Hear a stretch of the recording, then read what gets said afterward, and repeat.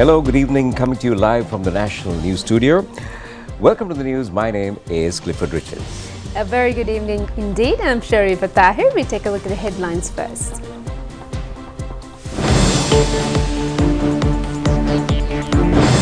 The Defence Ministry sternly rejects brutal accusations of Channel 4. The President reiterates the need to maintain quality health service and local medical tourism industry. Challenge to provide higher education opportunities for all those who qualify in the A-level exam. The CEB says that report on recruiting Chinese engineers for Lakvijay power station is false. Value-added tea to attract dollars. 820 persons killed in an earthquake in Morocco.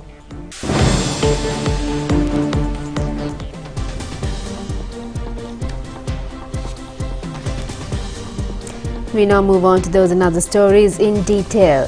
Morocco's deadliest earthquake in decades has killed over 1,000 people, causing widespread damage and sending terrified residents and tourists scrambling to safety in the middle of the night. And the earthquake is the strongest to hit the North African kingdom. And one expert said it was the region's biggest in more than 120 years. The Moroccan government says the death toll has reached 1,037, with more than 1,200 injured, foreign media reports. The 6.8 magnitude quake struck a mountainous area 72 kilometers southwest of a tourist hotspot, Marrakesh, at 11:11 p.m. yesterday. The U.S. Geological Survey reported. Strong tremors were also felt in the Atlantic coastal cities of Rabat, Casablanca and Essaouira. The powerful quake also was felt in Portugal and Spain as well, the countries across the Mediterranean Sea. Many of the victims are believed to be in remote areas. Hospitals in Marrakesh have seen an influx of injured people, and the authorities have called on residents to donate blood. Many people spent the night out in the open, as the Moroccan government had warned them not to go back into their homes in case of severe aftershocks. Well, there are also reports of families trapped under rubble of their homes in several cities and damage to parts of the Medina, a UNESCO World Heritage Site. Dust could be also seen surrounding the minaret of the historic Kutubia Mosque in Marrakesh, a major tourist attraction near the old city's main square. Speaking at the G20 summit in Delhi, Indian Prime Minister Narendra Modi says the international community would come to Morocco's aid. And also Spanish Prime Minister Pedro Sanchez offered solidarity and support to the people of Morocco. French President Emmanuel Macron said he was devastated by the news and offered assistance to Morocco. In an exceptional move, Algeria offered to open its airspace to allow eventual humanitarian aid or medical evacuation flights to travel to and from Morocco. Algeria closed the airspace when its government severed the diplomatic ties with Morocco in 2021 after a series of issues.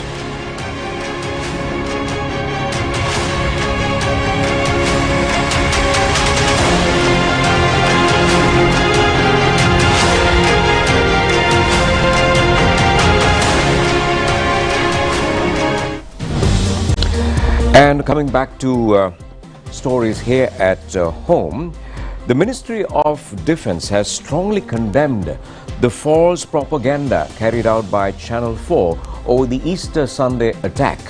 The ministry in a communique reiterates that it strongly denies the charges. Caught in the face of a heinous and merciless assault that shook the world, the Easter Sunday attack of 2019, which claimed the lives of nearly 270 innocent souls, including children and foreigners, Sri Lanka and the international community watched in horror. In the wake of this catastrophe, the Sri Lankan government, its law enforcement agencies, security forces and international investigation agencies launched exhaustive investigations. Over the years, these investigations, both local and international, have consistently pointed to ISIS-affiliated group members led by Zahran Hashim as the architects of this horrifying tragedy. However, it is with unwavering resolution and an unyielding commitment to the truth that the Ministry of Defence wishes to respond to the recent documentary produced by British Channel 4 Television Corporation on 5th September 2023. This documentary audaciously shifts the blame of the Easter Sunday attack onto military intelligence and Major General Suresh Sali, the present Director General of the State Intelligence Service of Sri Lanka. The Ministry of Defence vehemently denounces the accusation of orchestrating the attack and assisting the bombers against a dedicated senior military officer who has served the nation for 36 years. Major General Suresh Sali served at the Sri Lanka High Commission in Malaysia as Minister Councillor from December 2016 until December 2018. He left for India on 3rd January 2019 and returned to Sri Lanka on the 30th of November 2019 after completing the National Defence College course in Delhi. This officer was never in Sri Lanka during the period mentioned in the Channel 4 video documentary. Furthermore, during the said period from December 2016 to November 2019, this officer was not employed in the intelligence and security apparatus of the country, nor did he hold any official responsibilities in those fields. The Ministry of Defence also reiterates that no terrorists involved in the Easter Sunday attack have ever been on the government payroll.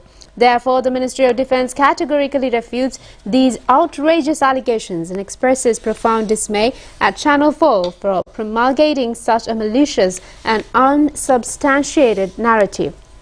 Moreover, it is imperative to underline that the comprehensive investigation conducted by the Australian Federal Police and by the Federal Bureau of Investigation in the United States, along with the subsequent verdict rendered by the US Department of Justice, have reaffirmed the findings of local investigations. This resounding endorsement from an international investigative agency further substantiates the accuracy and integrity of the investigation. End of quote. The first poppy flower was pinned on President Ranil Wickremesinghe at the President's office this morning in connection with the Poppy Flower Day. President of the Sri Lanka Ex-Servicemen Association, Major General Upul Pereira, pinned the flower on the President. The association annually commemorates the Poppy Flower Day in remembrance of the gallant war heroes who had sacrificed their lives on behalf of the motherland in the world wars as well as during the 30 years of internal warfare in the island. Proceeds of the sale of poppy flowers are being utilized for the welfare of families of the heroic soldiers and also for the welfare of the gallant soldiers with disabilities. Secretary General of the Sri Lanka Ex-Servicemen Association, Lieutenant Colonel Ajit Simalapati, was among the members who were present at this event. The poppy flower was also presented to the Presidential Chief Advisor and Head of Presidential Staff, Sagala Ratnayaka. President Ranil Wickremesinghe reiterates the need to maintain high standards in medical tourism in order to attract foreigners to the country for treatment. He further points out the need to re-evaluate local health policy in this connection. The President has made these observations participating as chief guest at the centenary celebrations of Joseph Fraser Hospital in Colombo yesterday. Scottish planter Joseph Fraser, who had played a key role in the commencement of the tea industry in Sri Lanka, as well as his wife, was reported to have established the hospital. A commemoration stamp on the hospital's centenary was presented to the President by Postmaster General P. Satkumara. We in fact have to think health policies where you have private hospitals, government hospitals, and actually everything has got intermeshed, and the large number of doctors are now leaving the country. How do we educate them? So the first non-government medical faculty will be opened up. We've also given the site to Moratua University, but I hope they are giving space for more medical colleges and universities to open up. That's the only way in which we can have more doctors. Some will stay, some will go, but there doesn't seem to be any other option. that we have people of very high standard, and we have now to work out a new system where the private and the public can work together, and also some form of insurance so that people can make a choice whether to go to a government hospital or to a private hospital. This is what we have to address. We have a long journey and a new system economy which we will open out fully, that private enterprise can also thrive and go forward. Without that engine, the country cannot prosper, cannot develop. So in that way, I would like to think of Joseph Fraser as a person who came out here to plant tea. That's about the time coffee had gone down and tea was coming up, who made a success and who left something to the country. Minister Mahinda Amaravira says that Dayasiri Jayasekara was deprived of portfolios due to his utterances. The minister has made these remarks in response to a statement made by Dayasiri Jayasekara. Parliamentarian Dayasiri Jayasekara said that he does not blame the former president for the actions that he did. He added that if he was told to resign from the post, he would do so. He also said that he was so disappointed that he was sacked. This was the outcome of gossip and slandering and the spread of false news as well. Dayasiri Jayasekara further said that if there are any allegations levelled against him, he would have spoken out. He also said those who were closer to former President Maithripala Sirisena has been brainwashed by few members. Those who betrayed and left the SLFP and came back and were accepted, but added that he always stood with the party policy without any betrayal, but was thrown out of the party. Minister Mahinda Amaravira said that if Dayasiri controlled and kept certain limits to his speech, he would have still held the position. He also said they didn't have any need to sack or appoint any members within the party. There is no quick journey within the party. There is a process as to how SLFP is progressing forward. If he was aware of this, he would not have received such fate. Revelations will be made as to who truly betrayed the party, who spread false news and gossip with certain members. These revelations will clearly be made public when charge sheet for disciplinary conduct is made for him. Well, the Japanese company in charge of the Bear Lake cleaning project said that the first stage of the work will be completed within the next 6 months. Well, the Bear Lake cleaning project is being carried out through the joint supervision of the Sri Lanka Land Development Corporation, the Sri Lanka Ports Authority, the Urban Development Authority, the Central Environmental Authority, the Sri Lanka Climate Fund and the Colombo Municipal Council. The Bear Lake has been subjected to gradual pollution due to inappropriate human activities over a period of half a century. These facts were disclosed at an enlightening ceremony of media personnel yesterday. Chairman of the Tourist Promotion Authority, Chalaka Gajabahu, said at a media briefing attended by Indian local film producers that Indian cinema artists are awaiting to produce teledramas and movies in Sri Lanka. Basically, if you look at tourism is now the biggest forex earner for the country. We are going after economic crisis last year. And as you know, we have crossed 900,000 this year so far, and we are going to cross 1 million by World Tourism Day, which is on the 27th of September. We will be crossing 1 million. Our target is 1.55 million. And at the same time, $1 billion we have crossed in terms of revenue according to the central bank. Movie making in Sri Lanka. With our global campaign, the brief to the agencies that I went with, position the Sri Lanka is an all-in-one capsule minus the snow. That's what the legends said, like Steven Spielberg, Harrison Ford, George Lucas, who can spend, and the production crew spend 5-6 months in Sri Lanka doing that movie in 1983. So we are a studio. Sri Lanka is a study. Of course, other neighboring countries has that, but then it's in a small place. As you can see, everything, I don't have to tell you, all of you are Sri Lankans. That's how we want to position Sri Lanka all over the world. That is the competitive advantage that we have against other markets, whether it's Thailand, Vietnam, Maldives. We have all these aspects, our rich heritage, our culture, history, the sun and the sea, wellness, you name it, we have everything. We have everything that tourism can offer.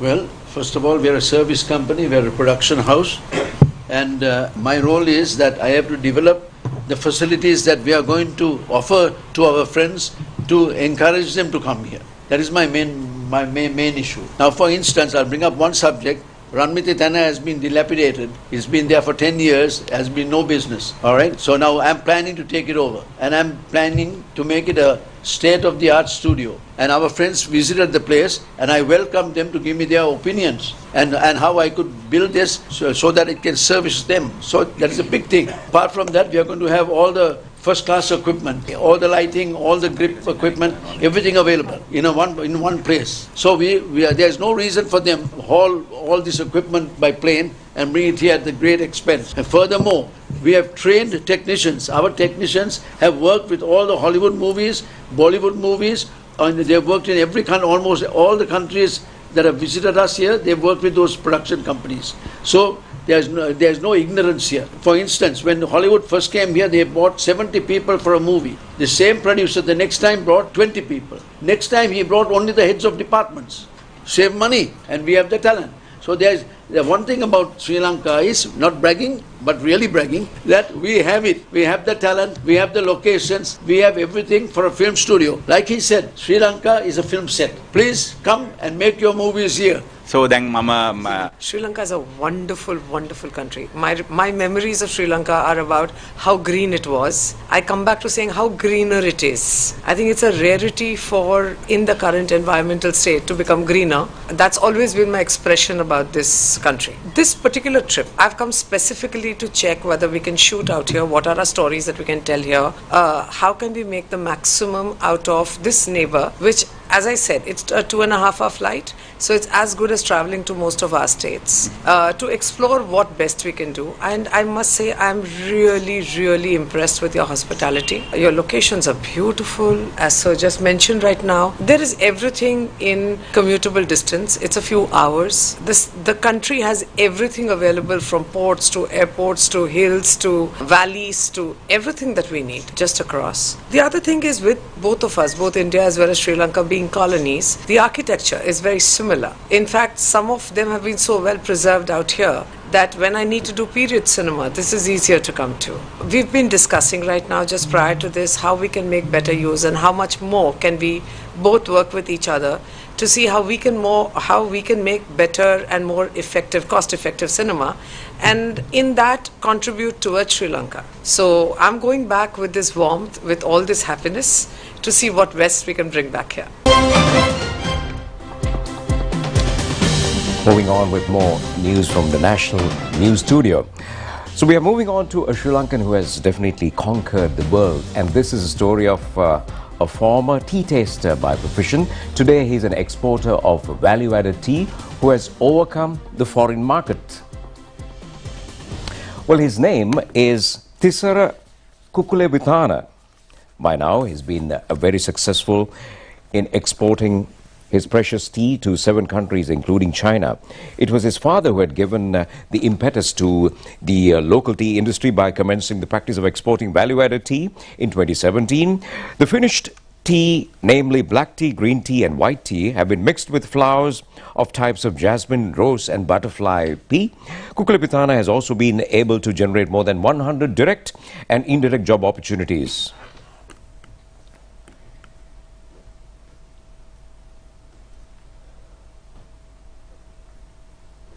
The Export Development Board has helped Tissara to win the export sector.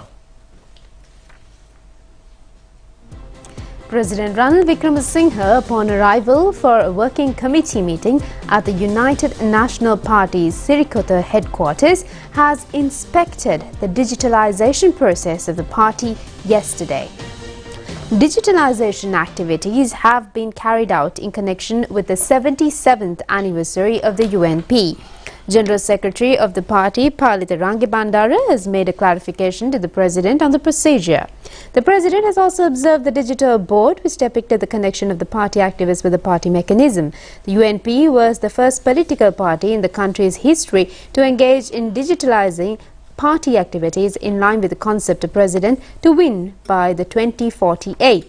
Party President Parliamentarian Vajira Abhivardhana, Executive Director Shamal Senarath and several other party activists were present on the occasion.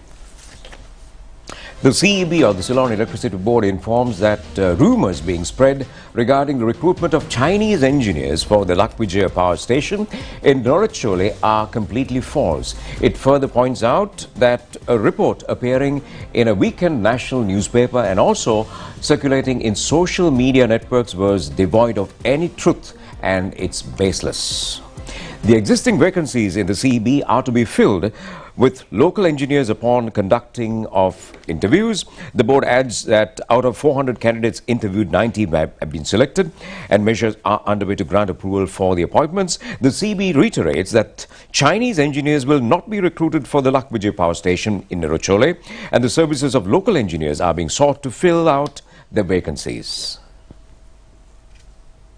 State Minister of Higher Education Dr. Suren Raghavan says it has become a challenge to extend higher education opportunities for all those who qualify in the GCE Advanced Level Examination. He conveyed this message during a press briefing at the Presidential Media Centre yesterday, held on the theme Collective Path to a Stable Country. State Minister of Higher Education Dr. Suren Raghavan said that Sri Lanka would be transformed into an education hub in South Asia. Expressing his views further, Dr. Raghavan said that President Ranil Wickremesinghe addressed two key topics in the recent period. One of them is economic reforms, while the other pertains to educational reform. He recognizes that economic development is unattainable without a strong educational foundation. Given the competitiveness of the global economy, progress hinges on an intelligent and well-prepared workforce. Over the past 4 years, the number of students who have successfully passed the advanced level exams in Sri Lanka has increased by 63%. Despite setbacks resulting from events such as the Easter bomb attack, the COVID epidemic and various challenges, higher education has made significant strides this year. However, they are currently facing a shortage of physical resources to accommodate this influx of students. According to global standards, a college should have one teacher for every 15 students. Dr. Raghavan further said that unfortunately in state universities, there's only one teacher for every 30 students. It's crucial to emphasize that the development of human resources is as essential as bolstering physical resources to ensure the quality of higher education. Well, the health divisions point out that there is a severe threat of re-emergence of the dengue disease with the onset of the intermittent rains. Western Province Community Medical Officer Dr. Kasuni Kalbowila says that this condition may rapidly escalate in the months of November and December. Dengue වගකීම අපේ අරමුණයි. ජාතික රූපවාහිනිය සමග මෝටීන්. Dengue නැති හැටක්. In the past few months of this year alone, around 60,000 dengue patients have been reported island-wide. 50% of these patients have been detected from the Western Province. Out of this number, around 13,000 dengue patients were found in the Colombo district.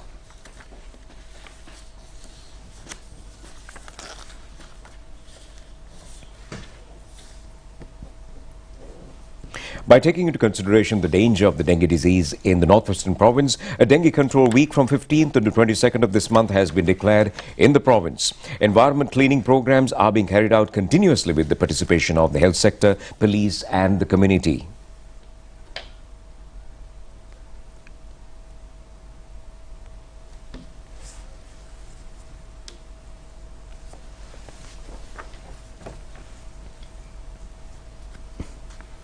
Specialist physician in infectious diseases Dr. RMSB Ratnaka says that there is a high propensity of the spread of the dengue mosquitoes in the Anuradhapura area. Dengue වගකීම අපේ අරමුණයි. ජාතික රූපවාහිනිය සමග මෝටීන්. Dengue නැති හැටක්. And now let's take a look at some local news in brief. The sacred relics and crest of the Digavapya Mahaviharaya deposited at the Raja Mahaviharaya today for the veneration of the devotees. They will be on display at the Viharaya tomorrow and the day after. The sacred relics and crest gem will be exhibited at the Sunetra Devi Pirivana in Papiliana on the 12th and also at the Parama Dhamma Chaitya Pirivana in Ratmalana on the 13th of this month. Thereafter, they will be brought to the Dharmayatreya Maharagama on the 14th. According to an agreement reached between Sri Lanka Foreign Employment Bureau and the PIBA Institute of Israel, 566 Sri Lankan nationals have been dispatched for jobs in the nursing service in Israel. Minister Manusha Nanayakara has handed over air tickets to 5 such job seekers at the Foreign Employment Bureau office yesterday. The Police Special Task Force has arrested in Grand Pass a henchman of 2 organised criminal gang leaders along with a T-56 firearm, 5 ammunitions and 31 grams of heroin. Wild elephants have attacked a mini lorry at the Buttala Kataragama road. A mobile phone camera has recorded how the animals were eating food in the lorry. The Willing Hearts Foundation of Singapore has donated a consignment of aid to Sri Lanka through patronage of the Venerable Gunaratna Thera of the Mahakaruna Buddhist Viharaya in Singapore. The donated items were distributed among mothers and children at the Madhu Church and also at the Mahakaruna Singapore School. Unseen 2, the art and sculpt exhibition has commenced at the Lionel Wendt Art Gallery yesterday. Well, Unseen 2 is a creation of artists Prasanna Virakodi, Lester Pereira and Lalit Senanayake. The displays are enriched with several innovations completed under the themes of natural beauty and ancient artifacts. The inauguration ceremony was attended by Minister Vidura Wickramanayake and Defence Secretary Kamal Gunaratne. The exhibition will be conducted till the 11th of this month.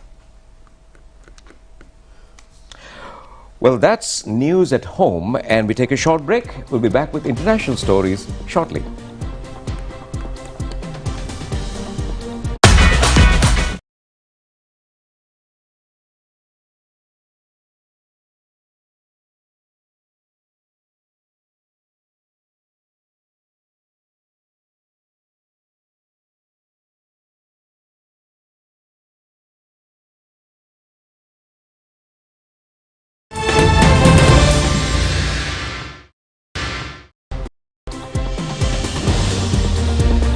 We move on to international news now. The group of 20 nations adopted a consensus declaration at the summit on Saturday that avoided condemnation of Russia for the war in Ukraine, but called on all states to refrain from the use of force to seize territory. The consensus came as a surprise as the group is deeply divided over the war in Ukraine, with Western nations earlier pushing for strong condemnation of Russia in the leaders' declaration, while other countries demanded a focus on broader economic issues. Indian Prime Minister Narendra Modi is hosting a galaxy of world leaders, including US President Joe Biden, for the mega 2-day G20 summit in New Delhi. President Draupadi Murmu and Prime Minister Narendra Modi on Saturday welcomed G20 leaders and delegates at a grand dinner hosted for them at Bharat Mandapam, the venue for the summit. G20 countries today said they will expedite efforts to face down unabated coal power in line with national circumstances, but did not commit to a phase-out of all polluting fossil fuels, including oil and gas. US President Joe Biden on Saturday said it would have been nice to have China's President Xi Jinping at the G20 summit.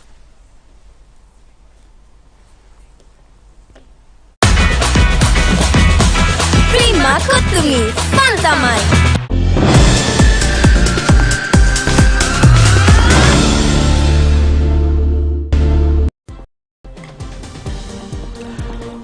Welcome back to the news, and it's into the sports news and taking you to the R. Premadasa Stadium. Thank God the weather gods have been very favorable, and we're moving on to the Super 4-round match, and that's between Sri Lanka and Bangladesh, happening at the R. Premadasa Stadium. And just a short while ago, Sri Lanka were 257 for the loss of 9 wickets in their allotted 50 overs.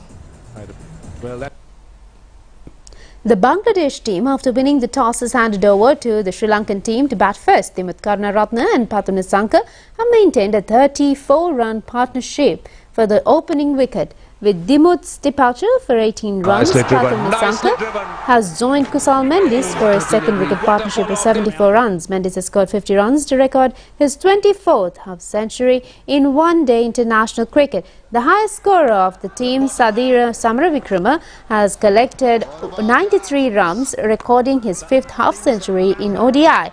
His innings has included 8 boundaries and 2 sixes. Taskin Ahmed and Hassan Mahmood have taken 3 wickets each. The Bangladesh team has scored 129 runs for the loss of 4 wickets a little while ago. Well, which means we have lots of hope, and we are now moving on to overseas sport, and that is World Cup rugby. Well, the host France, in fact, beating the New Zealand team in the first match of the World Cup rugby match. The World Cup tournament inauguration took place at the Stade de France Stadium in France yesterday with the participation of French President Emmanuel Macron. The opening display was highlighted with a colourful cultural pageant performance of France. More than 80,000 rugby fans have flocked to the stadium to watch the event. Welcome the Rugby World Cup's teams to our country.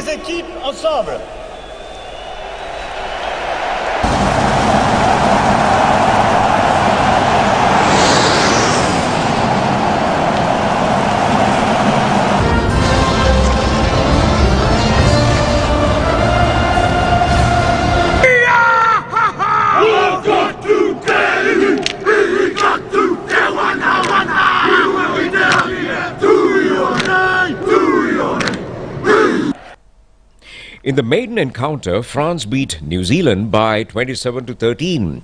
The French team was ahead at the close of the first half as well, with a lead of 9-8. The tournament, with the participation of 20 countries, will be conducted till the 28th of next month.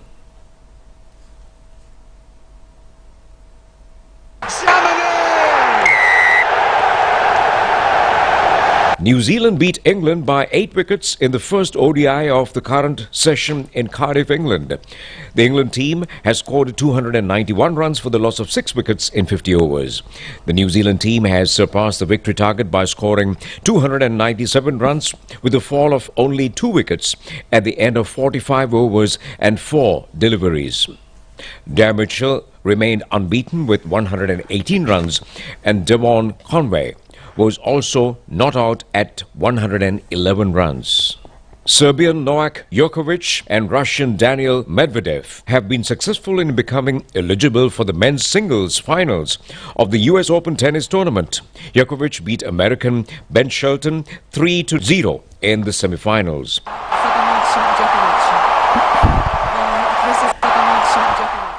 In the second semi-final, Daniil Medvedev of Russia beat Carlos Alcaraz of Spain by 3-1.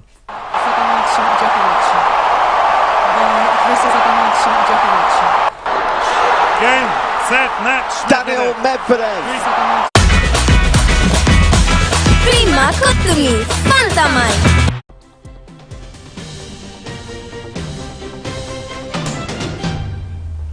Well, with that sporting action, it's time to end the news. Do enjoy the rest of the programs, and together with Sheriff, this is Clifford wishing you a good night. Good night.